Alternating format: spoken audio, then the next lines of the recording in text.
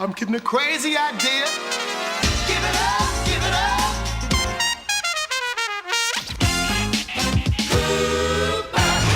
I wanna be the only one you hope for. I wanna be your preference. Hey, what up everybody? Welcome in the Fridge, brought to you by Suitcase TV. I'm your host Cody. So today we're going to take a look at some of the top basketball stories and reactions ever told by the late great Prince.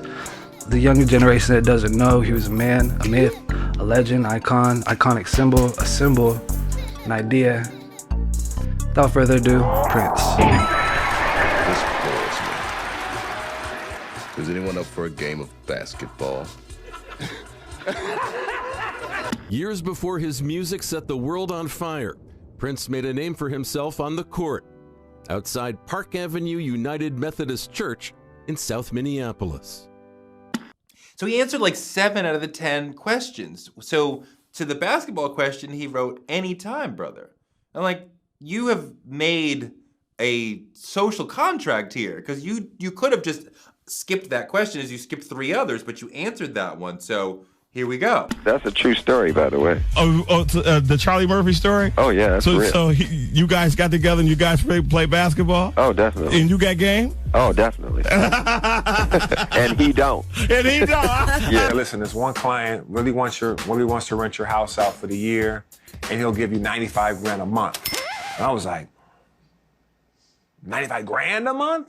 Like, is that a typo? Is that an error? You won't believe who it was. Prince. I sat next to him on Christmas Day at a Laker game. And it was back during the Dave Chappelle show times, and then that thing had just been on. So I asked him, I was like, so is that basketball story true? And he was like, yeah. Prince was a friend of yours who passed away recently. Yeah, sorry, it was a blessing to know the man. Did you ever play basketball with him? I always hear that he was a good basketball player. He talked so much trash, he thought he had a real jump shot.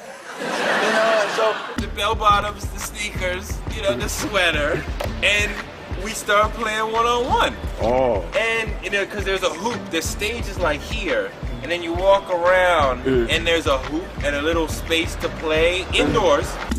He was more like the silent killer. When he's playing basketball, it was almost like he was someone else. The Warriors would like to give a very special warm welcome to our guest this evening, Grammy Award winner, Prince. I learned something that day. They never judge a book by its cover. This cat could ball, man. How about you and your friends versus me and the revolution? What's up to John?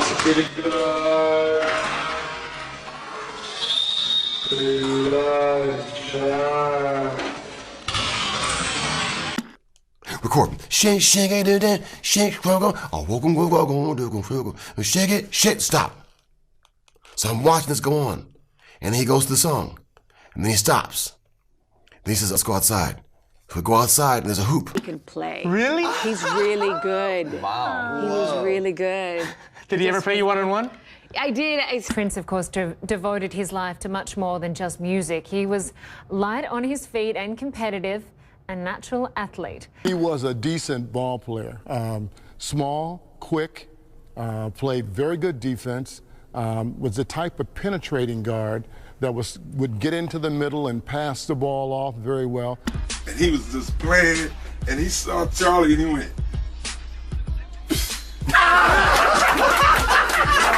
And be honest, it ain't that I'm that great. He's just so bad. Is that right? Yeah. Did you have pancakes afterwards? Well, I didn't make them, but we had pancakes. Yeah.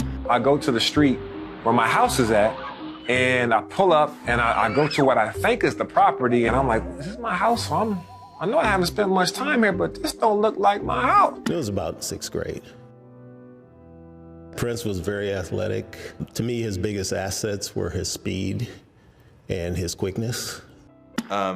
Get the box of sneakers. And I'm like, oh shit, this could really happen. And before it was just like poking the bear. Come on, let's play basketball. Let's play basketball. Like that's absurd. Like, he's not gonna play basketball with you. Like, I had no expectation that this thing would actually happen. he missed the layup. He missed the shot.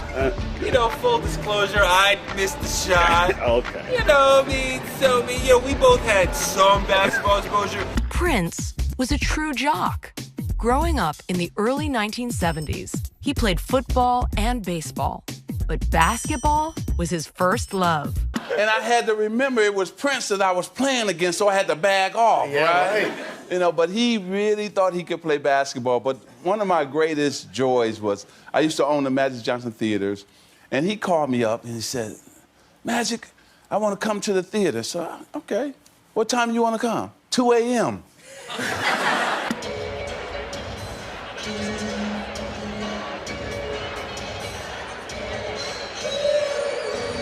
So they come out, right? And I look at them and they still got on the same shit they was wearing at the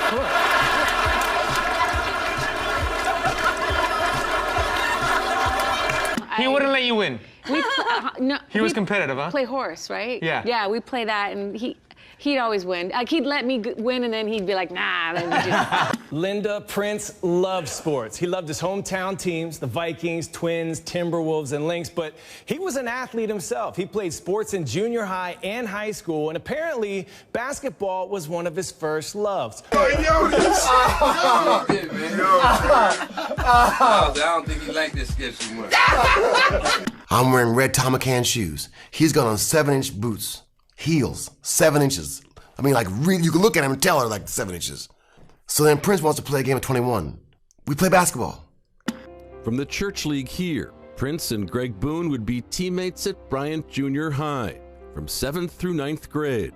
Prince at point guard.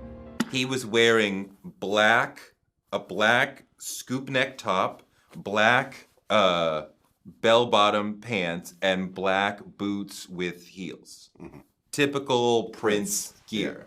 Dave came over. He came to one of my shows after, and he's going, "Did you see this kid?" I said, "Yeah, come on, sit down." And then we're just sitting, chilling. We've been there like 2-3 hours, whatever. Right. And then out of nowhere, I just said, "Dave, want some pancakes?" Like to my house, there was this big purple rug that was going from the motor court area all the way up to the front door. And I'm like, what the is going on? You know, after they would do sound check and stuff like that, that was kind of his release. You know, we'd go shoot hoop for a little bit. Just about every city we're in would have a basketball court that would be set up to where we would play. But even as Prince became a star, he didn't stop playing ball. There's the hoop he put up inside his legendary estate and recording complex, Paisley Park. Played one-on-one for about a good 10 minutes. I think the score was maybe 1-1, you know, or something like that. So then we get my photographer and his bass player involved. You know what we're gonna call this? The shirts against the blouse. And when I said that, this look came on his face. He grilled me. Somebody, maybe bitches laughed in his face or something. Something happened, but he looked at me and like, you started all this shit. Wasn't a big score, very kind of low key, but he could play the game. He loved it. And literally, this guy, Prince, with 7-inch heels, hair in his eyes, barely looking at the net, barely even looking up, with a cold, got 21 points in a matter of minutes. So we opened it up, my manager and projection guy. He brings this big bus full of people. Jimmy, when they get off, they all in pajamas. Yeah, and they go to watch the movie. What did Prince just say? Because we're in club clothes from the club, right? You were wearing a blouse. Well, I call it a shirt with ruffles, Chris. Pulls out these white with red swoosh Air Force Ones that had been clearly worn many times before, and he put them on, and we're playing one-on-one. And he's good. He's always the center of attention. So there's no reason to call him anything. You know, because once he walks in the room, he's paying attention to everything, and everybody's paying attention to him. All of my furniture out, everything that I put in the house, he took the carpet out, put in some black carpet in some areas, put purple carpet in some other areas. He put his picture everywhere. I mean, there's a picture of Prince in every room. He was crossing cats. like Ivy. Of course, yeah. Then my knees slammed together. He was getting rebounds like Charles Barkley. So he would take off running and zigzag and do all those types of things. And his speed, they couldn't catch him. Morris Day got 16 points. I had 13 points. But it was over in 10 minutes. And he's joking at my Tom McCann red shoes. Oh, yeah, I see you wear your red Tom McCanns today. Swish. Good. In your face, Charlie Murphy. Good. Good hustle. Yo, man, I'm not on your team. Percussionist and singer Sheila E. says the two would break from recording to hit the court. He was a great basketball player. He really was. He could play, no joke. He was a night owl, but he was very, very intelligent, and he was a jokester all at the same time, you know, and so he's a good dude. And I toured with Michael Jackson, and I got a chance to tour with Prince. So those are the two best things I've ever done in my whole life. Yeah. Prince, a fierce competitor on the court growing up. And Linda, it was probably that same competitive drive that enabled Prince to become legendary as an entertainer and one of the greatest guitarists of all time. I mean, just to look at him, the way he shoots, the way he moves, the way he dribbles, he's a player. He clearly had point guard experience. He turned my weight room into a nightclub. Literally had a DJ booth. Wiki. He turned one of my guest rooms into a hair salon. Another room next to that, he made into a massage parlor. Prince might beat you in ping pong. Supposedly, he taunted Michael Jackson after beating him. And friends tell stories of him bowling strike after strike, wearing furry boots. Kind of setting these fruity picks, man, you know what I'm saying? Like you be trying to check Prince, and then you got this cat standing behind you, and he's getting close to you, and his hands is out like this. You don't really want to be bent over in front of a cat like that, you know what I'm saying? It was all Swish. So the story about you hear about Charlie Murphy, the basketball stories and Eddie and all that is really, really true. It's painful to admit that he was that good at everything, but he really was.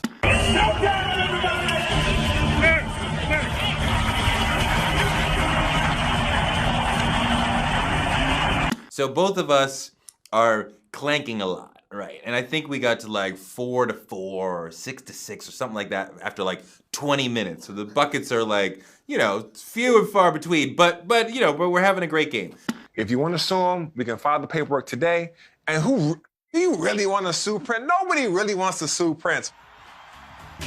As he moves out and I come check the property to make sure everything is cool, nothing's broken, it was like he was never there. He was like Steph Curry, baby. Then he goes to the far right corner, fadeaway jump shot, nothing but net. Prince was incredible. So that and he said no pictures of the basketball, but I'm taking notes so that I can get, because this is amazing. This is like one of the greatest stories I've ever lived through. I still can't believe he's not with us because he rented the property out.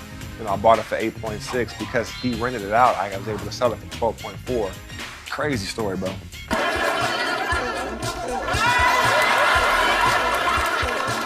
So the ball misses him and goes out of bounds, and he goes off and he gets it, and brings it back, and he's laughing, and he's pointing at me. And I'm like, what's so funny? And he's like, you didn't know what to call me. We ended up winning the game, which was great. Yeah. It was a landslide victory. Game. Blouses. And I show, don't forget to like and subscribe, hit a comment down below. It's in the fridge. Lights are out, things are cool, and the butter's getting hard, and Soup Kitchen's cooking. We out. Don't be fooled by the internet. It's cool to get on the computer, but don't let the computer get on you. It's cool to use the computer, don't let the computer use you. You all saw The Matrix.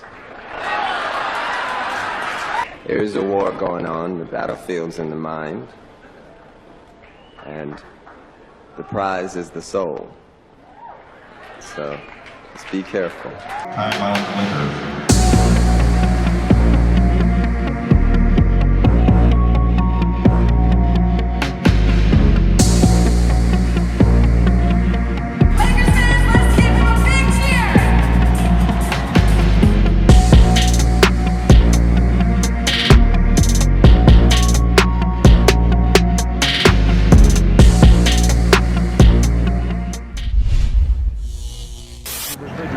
The door is closed, the lights are out, the AC cooling, the butter getting hard, and the Jello Jig.